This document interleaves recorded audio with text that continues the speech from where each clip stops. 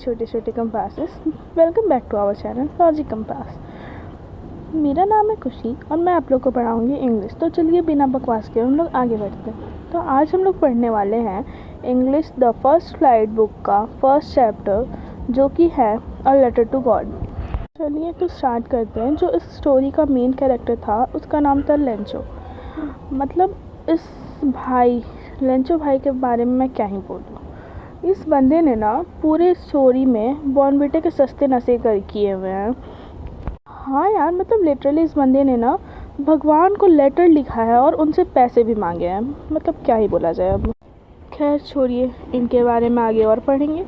चलिए स्टार्ट करते हैं। तो स्टोरी की शुरुआत होती है पहाड़ों के बीचों बीच एकलौता घर, एक साइड बहता हुआ नदी और दूसरी साइड मक्के का हरा भरा खेत, जिसे देखकर ही ऐसा लग रहा है कि इस बार लेंचो भाई, हाँ वही अपना सस्ते नशे वाला आदमी, की फसल अच्छी होने वाली है। और अगर किसी चीज़ का इंतज़ार है तो वो है बारिश।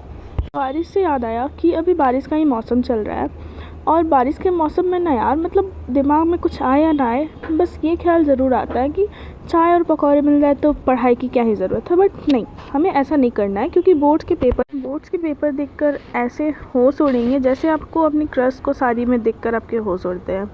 खैर छोड़ो, हम फोकस करते हैं अपने स्टोरी पर। तो मैंने अभी आप सभी को बताया कि इस साल लेंचो भाई का फसल अच्छा होने वाला है और किस चीज़ का इंतज़ार है, तो वो है बारिश। क्या होता है कि लेंचो सुबह घर के बाहर आकर आसमान को लगातार देखे जा रहा था। आप समझ ही सकते हो क्यों देख रहा था, क्योंकि वो चाहता था कि बारिश आए और उसका फसल और भी अच्छा हो जाए। और इसके बाद वो घर में जाता है और अपनी पत्नी से कहता है कि काश बारिश आ जाती और हमारा फसल और भी अच्छा जाता। तो उसकी पत्नी सामने से बोलती है कि भगवान चाहे तो ज़रूर होगा। और वैसे बात भी सही है यार, कि भगवान चाहे तो हर कुछ हो सकता है। खैर सीन शिफ्ट होता है और दिखाया जाता है कि तभी एक बड़ा सा माउंटेन शेप का क्लाउड उनकी तरफ आ रहा होता है। और जो हवा चल रही थी ना, वो मीठी थी और फ्रेश थी। बस यही सब देखकर हमारे लेंचो भाई अपने फैमिली से कहने लगते हैं कि ये जो बारिश की बूंदें हैं ना, ये सिर्फ बारिश की बूंदें नहीं हैं, ये कॉइन्स हैं। हाँ यार, तुम इसे सिक्के भी कह सकते हो।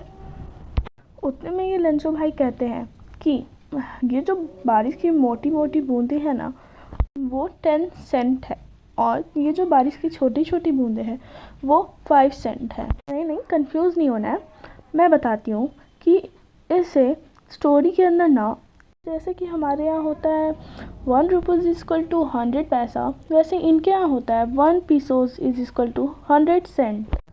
देख रहे हो ना बारिश की बूंदों को कैसे कंपेयर किया जा रहा है। मोटे मोटे बूंदों को 10 सेंट और छोटे छोटे बूंदों को 5 सेंट। और कहते हैं ना, ज़्यादा खुशी देर तक नहीं टिकती, साथ आती है बहुत तेज हवा, जिससे हिंदी और सरल भाषा में कहते हैं ओले।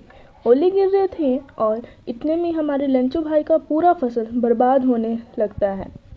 हमारे लेंचो भाई डिस्क्राइब कर रहे थे न्यू सिल्वर कॉइन्स से।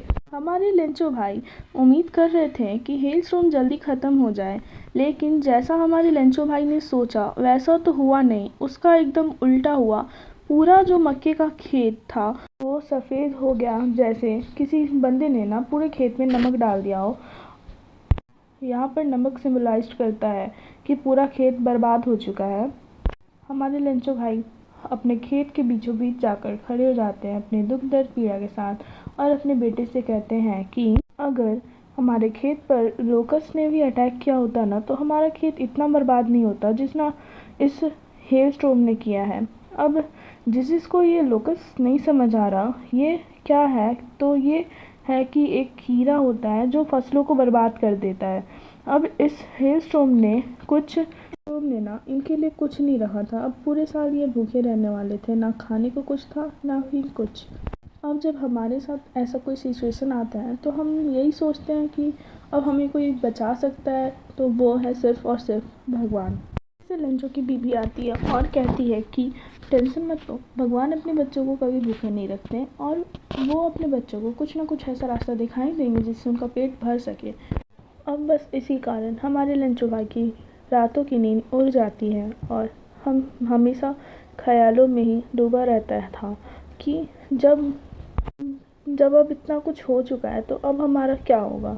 अब कोई कुछ हमारा कर सकता है तो सिर्फ वो है हमारे भगवान। अब ये सीन होने वाला है कि भाई लिखने वाले हैं लेटर। वैसे इस चैप्टर का नाम ही है और लेटर टू गॉड। वैसे हमारे लेंचो भाई मेहनती और वो अपने खेतों में हमेशा लगे रहते थे और वो पढ़े लिखे भी थे। खैर छोड़िए, पढ़े लिखे तो हम भी हैं लेकिन कुछ नहीं कर पाए आज तक, इसलिए ये भी भगवान को लेटर लिख रहे हैं। और अब सुबह होती है तो वो सुबह उठकर लेटर लिखते हैं और उसमें लिखते हैं कि भगवान जी, अगर आपने मेरी मदद नहीं की तो मैं और मेरे बच्चे इस साल भूखे मरेंगे। मुझे ज़्यादा नहीं 100 पीसोस की ज़रूरत है ताकि मैं अपनी फसल को दोबारा बढ़ा पाऊँ और अपने फैमिली को खाना खिला पाऊँ। और अपने लेटर को कंप्लीट करके एड्रेस में लिखते हैं टू गॉड और इन्वेलप में डालकर मेल बॉक्स में डाल देते हैं। देख रहे हो कितना कॉन्फिडेंस है इनमें। अगर मेरे में इतना कॉन्फिडेंस रहता तो आज मैं आर्ट्स लेकर नहीं पढ़ रही होती। खैर छोड़िए, हमारे लेंचो भाई ने तो मेल बॉक्स में लेटर डाल दिया और वहाँ से निकल गए। अब आती है हमारी पोस्टमैन की बारी। मतलब समझ रहे हो पोस्टमैन का उस लेटर को देखकर क्या हाल हुआ होगा, कितनी गालियाँ निकली होंगी उस बंदे के मुंह से। मतलब लिटरली उस बंदे ने ना लेटर पे टू गॉड देखकर यही बोला, मैं अंधा हूँ, वरना ये सब दुनिया में क्या ही देखना पड़ता है। मतलब लिटरली वो उस लेटर को लेकर सुसाइड तो नहीं करेगा, वो लेटर को भगवान के पास पहुंचाने के लिए उसे ये सब देखकर हॉस्पिटल जाना पड़ता। उससे पहले वो जाता है पोस्ट मास्टर के पास और पोस्ट मास्टर का तो इनके भी कैरेक्टर्स के बारे में थोड़ा इंट्रोडक्शन देते हैं।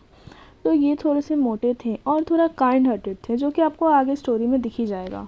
जब पोस्ट मास्टर लेटर देखता है तो पहले तो वो बहुत हंसता है, उसके बाद काश मुझे भी भगवान पर इतना ही भरोसा रहता।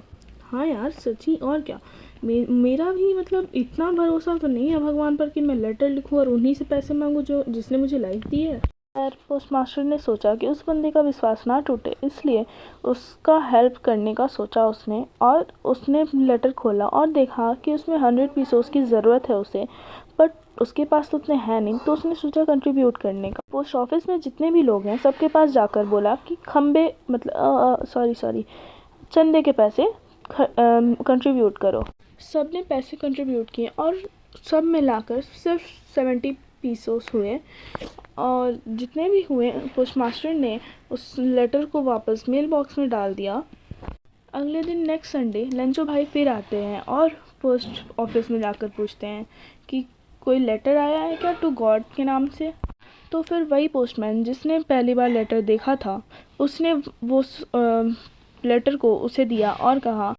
लेंचो भाई वहीं उस पोस्ट ऑफिस में जाकर उस लेटर को पढ़ते हैं और मतलब वो बंदा ना उन लेटर को देखकर खुश होने की वजह गुस्से से फिर पोस्ट ऑफिस के वो विंडो के पास जाता है और एक पेन और पेपर मांगकर फिर वहीं पब्लिक टेबल पर जाकर बैठकर फिर लेटर लिखता है बहुत ही गुस्से में।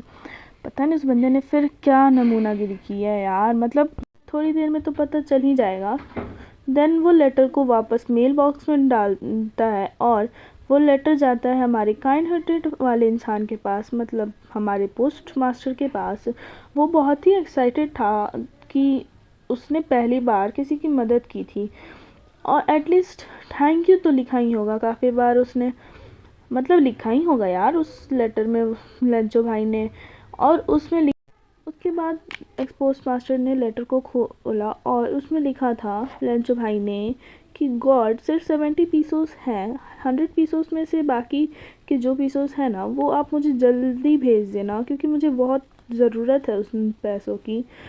और जब भी आप बाकी के पीसोस भेजेंगे ना इस मेल बॉक्स के द्वारा मत भेजना, क्योंकि इस पोस्ट ऑफिस में जो काम करते हैं ना वो सब एक नंबर के चोर हैं जो बस हो गया ख़त्म कहानी।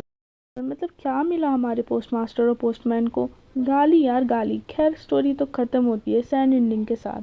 हमारे लेंचो भाई मतलब सस्ते नशे वाला आदमी तो खतरनाक नशे वाला आदमी निकला। खैर सैड एंडिंग के साथ ये कहानी ख़त्म होती है। Please like share and subscribe our channel Logic Compass. Have a nice day. फिर मिलेंगे जल्द ही नेक्स्ट चैप्टर के साथ।